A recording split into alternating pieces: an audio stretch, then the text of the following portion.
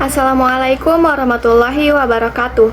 Perkenalkan, nama saya Ananda Fauzia, mahasiswa program studi manajemen Universitas Pelita Bangsa dengan NIM 112510-544. Video ini saya buat dalam rangka memenuhi tugas ujian tengah semester mata kuliah Berpikir Kritis di bawah bimbingan Bapak Halipi Hazizan, SPTMM. Pernahkah kamu merasa atau mungkin melihat di sekitarmu ada seseorang yang sepertinya tidak terlalu pintar, tidak terlalu rajin, tapi entah kenapa dia yang naik jabatan, dia yang dipromosikan, sementara kamu atau rekan kerjamu yang jauh lebih kerja keras malah tetap di posisi yang sama. Kalau kamu pernah merasakan hal itu, kamu tidak sendiri, dan menariknya, perasaan itu ternyata bukan sekedar persepsi atau kecemburuan. Ia punya dasar ilmiah. Itulah yang akan kita bahas hari ini, sebuah fenomena yang sudah diteliti selama puluhan tahun oleh para profesor dari universitas-universitas terkemuka di dunia.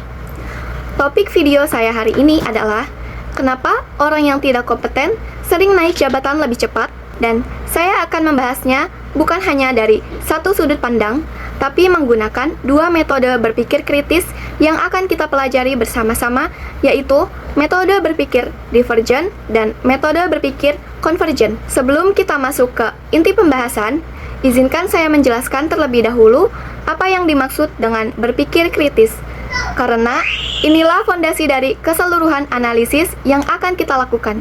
Berpikir kritis, atau dalam bahasa Inggris disebut critical thinking, adalah kemampuan untuk menganalisis informasi secara objektif, mengevaluasi argumen berdasarkan bukti dan logika, serta membuat keputusan yang rasional tanpa dipengaruhi oleh bias atau asumsi yang tidak berdasar. Berpikir kritis bukan berarti selalu mencari kesalahan atau bersikap negatif. Justru sebaliknya, berpikir kritis adalah tentang kejujuran intelektual. Kita berani mengakui ketika ada data yang mendukung sesuatu yang tidak kita sukai, dan kita berani mempertanyakan sesuatu yang tampaknya benar tapi tidak memiliki dasar yang kuat. Dalam konteks akademik dan dunia kerja, berpikir kritis adalah salah satu kompetensi paling berharga yang bisa dimiliki seseorang. Kemudian, saya akan menjelaskan apa itu konsep berpikir divergent dan convergent. Berpikir divergent adalah suatu proses intelektual yang mengajak kita untuk melihat satu permasalahan dari berbagai sudut pandang yang berbeda, guna memperoleh pemahaman yang lebih luas, mendalam, dan menyeluruh. Metode ini menolak kesimpulan yang terburu-buru dan mendorong kita untuk membuka sebanyak mungkin perspektif sebelum menilai suatu isu. Adapun berpikir convergent merupakan proses lanjutan, yaitu menyatukan seluruh perspektif yang telah diperoleh menjadi satu penilaian, kesimpulan, atau keputusan yang terarah, logis, dan dapat dipertanggungjawabkan secara intelektual. Dalam soal UTS ini, kita diberikan sebuah video yang sangat menarik dan provokatif. Video tersebut mengangkat temuan penelitian dari 3 nama besar di dunia akademik. Yang pertama, Profesor Jeffrey Pfeffer dari Stanford Graduate School of Business, salah satu business school paling prestisius di dunia yang telah meneliti selama hampir 50 tahun dengan tentang dinamika kekuasaan dan karir di dunia kerja. Temuannya mengejutkan. Kinerja kerja hanya menentukan sekitar 10% dari besarnya gaji seseorang. Sementara 90% sisanya tidak ada hubungannya dengan seberapa bagus kamu bekerja. Menurut Pfeffer, yang paling menentukan adalah kemampuan berpolitik di dalam organisasi. Yang kedua, Profesor Timothy Judge dari Ohio University yang menemukan pola serupa, yaitu orang yang paling rajin mencari muka kepada atasan, naik jabatan jauh lebih cepat dibandingkan orang yang rajin bekerja. Bahkan, lebih mengejutkan lagi, orang yang fokus menunjukkan prestasinya justru sering dinilai lebih rendah. Yang ketiga, Dr. Thomas Komaro Premuzic, psikolog dari Columbia University, yang menemukan bahwa 9 dari 10 orang yang terlihat meyakinkan di kantor sebenarnya hanya berakting. Namun, atasan seringkali percaya begitu saja. Dan justru orang-orang inilah yang dipromosikan. Sekarang, kita masuk ke analisis dengan metode berpikir divergen. Perspektif pertama datang dari psikolog kognitif. Salah satu penjelasan terkuat mengapa fenomena ini terjadi adalah karena adanya berbagai bias kognitif yang dimiliki oleh para pengambil keputusan, termasuk atasan yang memutuskan siapa yang akan dipromosikan. Bias pertama yang perlu kita pahami adalah halo effect atau efek halo. Ini adalah kecenderungan mental di mana kita menilai seseorang secara positif di semua aspek hanya karena mereka terlihat baik atau meyakinkan di satu aspek. Misalnya, seseorang yang berpenampilan rapi, berbicara dengan percaya diri, dan murah senyum seringkali secara otomatis dinilai lebih kompeten, lebih cerdas, dan lebih bisa dipercaya, meskipun belum ada bukti nyata tentang kemampuan kerjanya. Bias kedua adalah affinity bias, yaitu kecenderungan untuk menyukai dan mempercayai orang yang mirip dengan kita. Atasan cenderung mempromosikan orang yang memiliki latar belakang, nilai, atau kepribadian yang serupa dengannya. Ini bukan kesalahan moral. Ini adalah mekanisme psikologis yang sudah tertanam dalam evolusi manusia sebagai makhluk sosial. Bias ketiga adalah recency bias, yaitu kecenderungan untuk menilai seseorang berdasarkan hal yang paling baru yang mereka lakukan, bukan keseluruhan rekam jejaknya. Seseorang yang baru saja menyelesaikan satu proyek dengan sangat baik, meskipun sebelumnya biasa-biasa saja, bisa tiba-tiba terlihat sangat kompeten di mata atasan.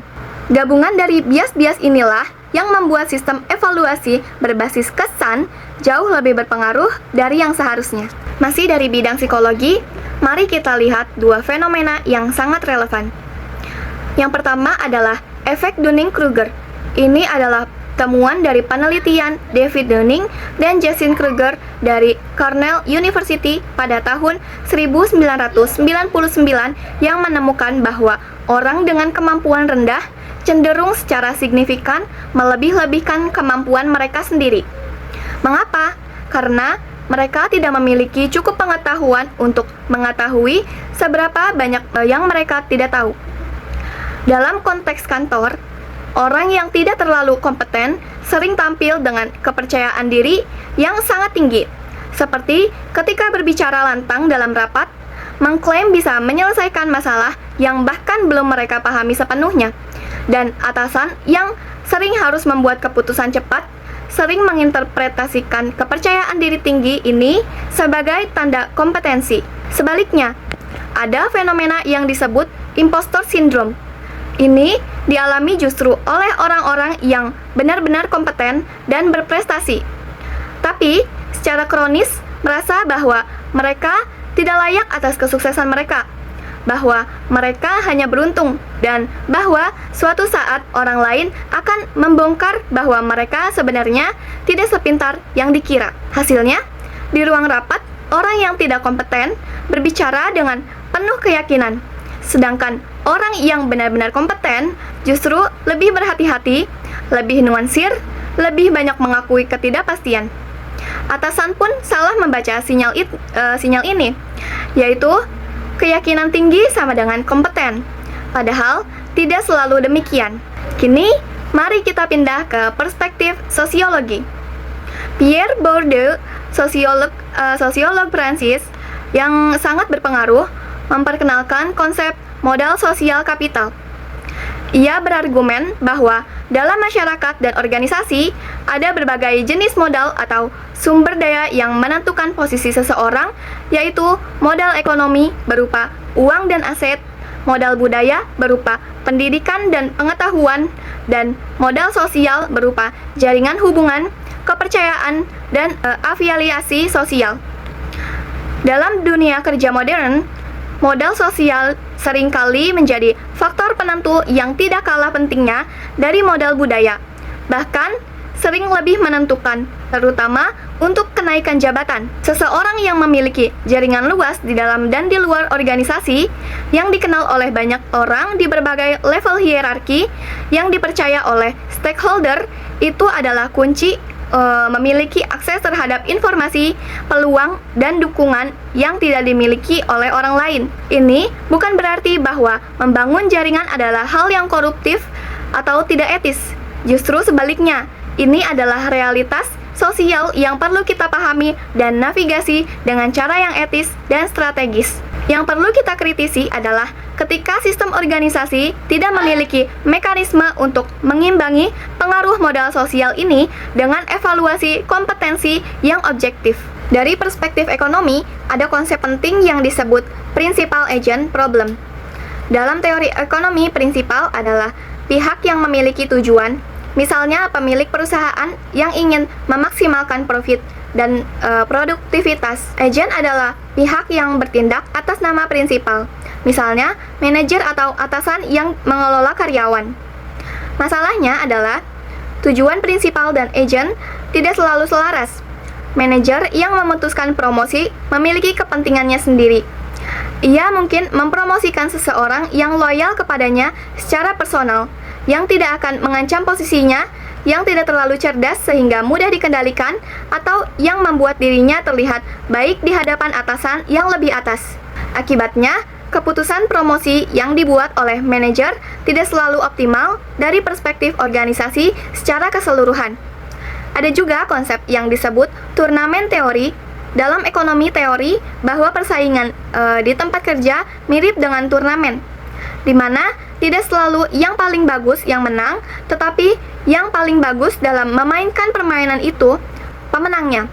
Perspektif kelima yang sangat penting, terutama bagi kita di Indonesia, adalah budaya. Indonesia memiliki budaya yang oleh antropolog Geert Hofstede dikategorikan sebagai budaya dengan power distance tinggi. Artinya, masyarakat kita secara umum menerima dan mengharapkan adanya hierarki yang jelas, menghormati otoritas, dan tidak terbiasa secara terbuka menantang atau mengoreksi atasan. Dalam budaya seperti ini, karyawan yang patuh, sopan, dan tidak bikin masalah seringkali lebih dihargai daripada karyawan yang kritis, inovatif, tapi sering mengajukan pertanyaan atau bahkan ketidaksetujuan. Kita juga mengenal konsep ewu pakewu dalam budaya Jawa yang artinya adalah keengganan untuk bersikap yang membuat orang lain, terutama yang lebih tua atau lebih tinggi jabatannya, merasa tidak nyaman. Nilai ini yang pada dasarnya sangat positif karena mengajarkan empati dan keharmonisan, tetapi bisa berdampak negatif dalam konteks evaluasi kinerja jika diartikan secara kaku sebagai jangan pernah mengkritik atasan. Hasilnya, dalam banyak organisasi Indonesia, orang yang pandai membaca keinginan atasan dan pandai menempatkan diri seringkali lebih cepat naik jabatan dibandingkan orang yang paling kompeten secara teknis. Perspektif keenam yang perlu kita pertimbangkan adalah perspektif gender dan keberagaman. Penelitian dari berbagai lembaga internasional menunjukkan bahwa bias dalam sistem promosi tidak hanya soal kompetensi versus politik kantor, tetapi juga dipengaruhi oleh gender, etnis, dan latar belakang sosial ekonomi. Dalam banyak organisasi, standar yang digunakan untuk menilai kepemimpinan masih sering dipengaruhi oleh norma-norma gender tradisional, misalnya gaya kepemimpinan yang tegas, dominan, dan vokal lebih sering dianggap sebagai tanda kemampuan. Padahal, gaya kepemimpinan yang kolaboratif, empatik, dan inklusif terbukti dalam banyak penelitian lebih efektif dalam jangka panjang. Ini menambah dimensi kompleks pada fenomena yang kita bahas, bahwa siapa yang naik jabatan tidak hanya soal kemampuan berpolitik versus kompetensi teknis, tetapi juga soal bagaimana sistem kita secara historis telah didesain untuk menguntungkan kelompok tertentu. Perspektif terakhir dalam analisis divergen adalah dari sudut pandang filsafat moral. Filsuf John Rawls dalam karyanya yang terkenal Theory of Justice berargumen bahwa sebuah sistem dapat dikatakan adil jika orang-orang yang merancangnya tidak tahu posisi mereka akan berada di mana dalam sistem tersebut. Konsep yang ia sebut sebagai veil of ignorance atau tabir ketidaktahuan. Jika kita terapkan pemikiran ini ke sistem promosi organisasi, apakah kita akan memilih sistem saat ini di mana kemampuan berpolitik dan mencari muka lebih menentukan dari kompetensi? Jika kamu tidak tahu apakah kamu akan menjadi orang yang pandai berpolitik atau orang yang benar-benar kompeten tapi tidak pandai berpolitik? Jawabannya hampir pasti tidak. Ini menunjukkan bahwa secara moral, sistem seperti ini memiliki permasalahan mendasar yang perlu diperbaiki. Kita sudah menjelajahi 7 perspektif berbeda dalam analisis divergen. Sekarang saatnya kita lihat dari cara berpikir konvergen, yaitu menyatukan semua perspektif itu menjadi sebuah pemahaman yang komprehensif. Dari semua perspektif yang sudah kita bahas, ada 3 benang merah yang terus muncul. Benang merah pertama, yaitu sistem promosi di sebagian besar organisasi tidak semata-mata berbasis kompetensi teknis. Karena keputusan promosi dibuat oleh manusia yang memiliki bias kognitif dan sosial yang tidak bisa dihilangkan sepenuhnya. Benang merah kedua, ada ketidakselarasan antara apa yang benar-benar dibutuhkan organisasi untuk sukses jangka panjang dengan apa yang dihargai dalam proses promosi jangka pendek. Benang merah ketiga, fenomena ini bukan fenomena yang murni jahat atau koruptif, melainkan hasil dari kompleksitas sistem sosial yang perlu dipahami dan kemudian diperbaiki secara sistematis. Dengan pendekatan konvergen, saya menyimpulkan 3 hal utama dari seluruh analisis ini. Kesimpulan pertama, yaitu fenomena orang tidak kompeten naik jabatan lebih cepat adalah nyata dan memiliki penjelasan ilmiah yang kuat dari berbagai disiplin ilmu. Ini bukan mitos, bukan kecemburuan, dan bukan alasan untuk menyerah. Kesimpulan kedua, penyebab utamanya bukan karena sistem sengaja dirancang untuk tidak adil, tapi karena sistem tersebut tidak dirancang dengan cukup hati-hati untuk mengatasi bias manusiawi yang melekat dalam proses evaluasi. Kesimpulan ketiga, solusinya bukan memilih antara menjadi kompeten atau pandai berpolitik, tapi memahami bahwa keduanya adalah kompetensi yang sah dan perlu dikembangkan dengan cara yang etis sambil memperjuangkan sistem evaluasi yang lebih adil dan transparan. Apakah ini berarti kerja keras tidak berguna? Tidak. Berpikir kritis bukan berarti kita menjadi sinis dan pesimis. Kesimpulan dari analisis ini bukan kerja keras tidak berguna. Kesimpulan yang lebih tepat adalah kerja keras adalah fondasi yang wajib ada, tapi tidak cukup sendirian. Kamu juga perlu membangun kemampuan berkomunikasi, membangun hubungan profesional, dan memahami dinamika organisasi tempatmu bekerja. Sebagai pemikir kritis, kita harus jujur mengakui kekuatan argumen yang disampaikan dalam video yang diberikan di dalam tugas ini. Pertama, video ini mengutip penelitian dari lembaga akademik yang sangat kredibel, Stanford, Ohio University, dan Columbia University. Ini memberikan bobot empiris yang signifikan pada argumennya. Kedua, temuan yang disampaikan konsisten dengan pengalaman yang dirasakan banyak orang di berbagai budaya dan konteks organisasi yang berbeda. Artinya, ada generalitas yang cukup luas. Ketiga, argumen ini didukung oleh teori-teori yang sudah mapan dalam psikologi, sosiologi, dan manajemen, bukan hanya berdasarkan observasi anekdotal. Namun, sebagai pemikir kritis, kita juga harus mengidentifikasi kelemahannya. Dan ada beberapa hal yang perlu kita kritisi. Pertama, overgeneralisasi yang mengklaim bahwa 9 dari 10 orang yang terlihat meyakinkan sebenarnya hanya acting adalah pernyataan yang sangat kuat. Dalam realitas, ada banyak pemimpin yang memang benar-benar kompeten dan memiliki kemampuan komunikasi yang luar biasa. Kedua hal ini tidak saling meniadakan, menyiratkan bahwa kepercayaan diri dan meyakinkan selalu identik dengan acting adalah simplifikasi yang berlebihan. Kedua, video ini menyajikan data penelitian secara selektif untuk mendukung satu narasi tertentu. Dalam penelitian ilmiah, untuk setiap temuan ada juga penelitian yang menemukan hasil yang berbeda atau yang memberikan nuansa yang lebih kompleks. Berpikir kritis berarti kita tidak berhenti hanya pada satu sumber atau satu sudut pandang. Ketiga, fenomena ini mungkin sangat relevan di organisasi-organisasi besar dan birokratis di mana proses evaluasi kinerja tidak transparan.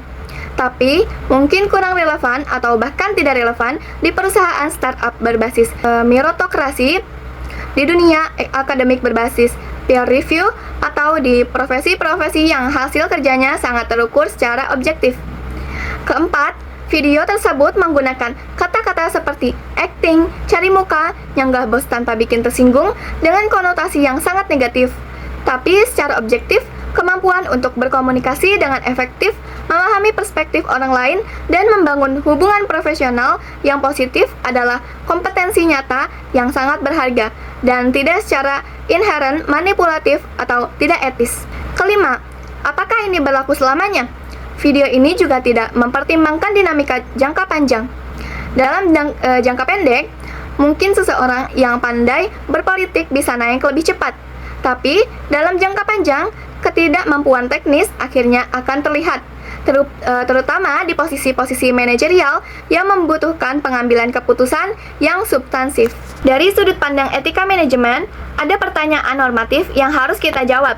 Bukan hanya apa yang terjadi, tapi apa yang seharusnya terjadi.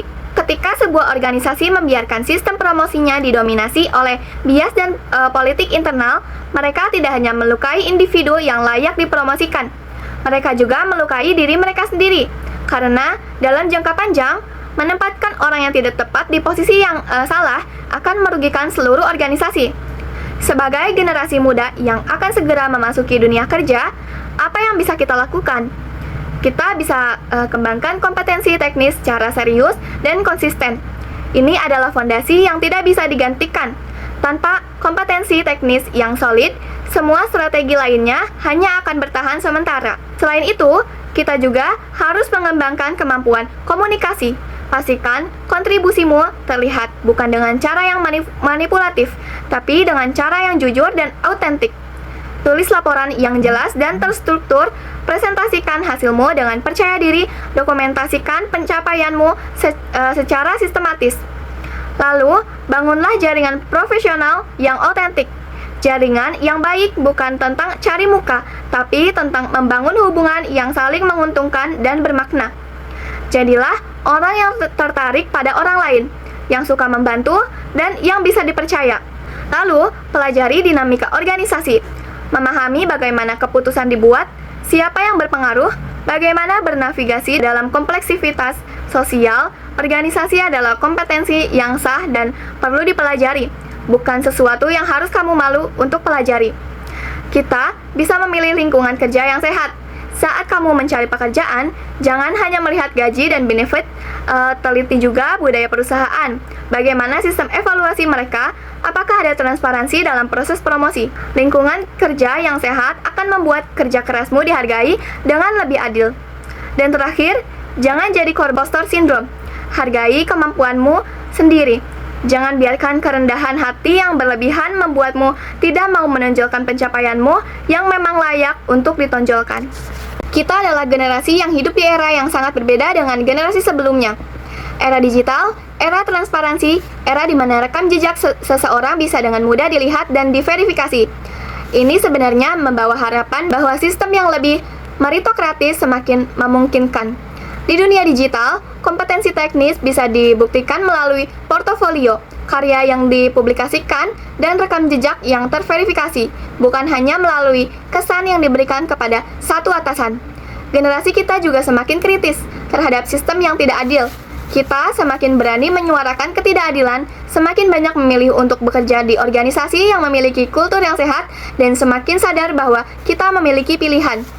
Tapi, semua itu tetap membutuhkan satu syarat utama. Kita harus terus mengembangkan diri, bukan hanya secara teknis, tapi juga secara sosial, emosional, dan intelektual. Baik, izinkan saya merangkum seluruh analisis kita dalam video ini. Pertanyaan awal kita adalah, kenapa orang yang tidak kompeten sering naik jabatan lebih cepat? Jawaban dari analisis divergen, fenomena ini nyata dan bisa dijelaskan dari perspektif psikologi kognitif melalui bias seperti halo effect dan affinity bias. Dari perspektif psikologi sosial melalui efek Dunning-Kruger dan impostor syndrome dari perspektif sosiologi melalui konsep modal sosial. Dari perspektif ekonomi melalui Principal Agent Problem dari perspektif budaya, khususnya konteks Indonesia dari perspektif gender dan keberagaman, dan dari perspektif filsafat moral. Jawaban dari analisis konvergen, sistem promosi di banyak organisasi tidak optimal karena tidak dirancang untuk mengatasi bias manusiawi yang inherent dalam proses evaluasi. Solusinya bukan sinisme, melainkan pengembangan diri yang holistik dikombinasikan dengan upaya untuk membangun dan mendorong sistem yang lebih adil. Dan yang paling penting, sebagai kaum intelektual yang berpendidikan dan berwawasan ke depan, tanggung jawab kita bukan hanya memahami sistem yang ada, tapi juga berkontribusi dalam membangun sistem yang lebih baik. Demikian analisis saya mengenai video dalam soal UTS berpikir kritis ini.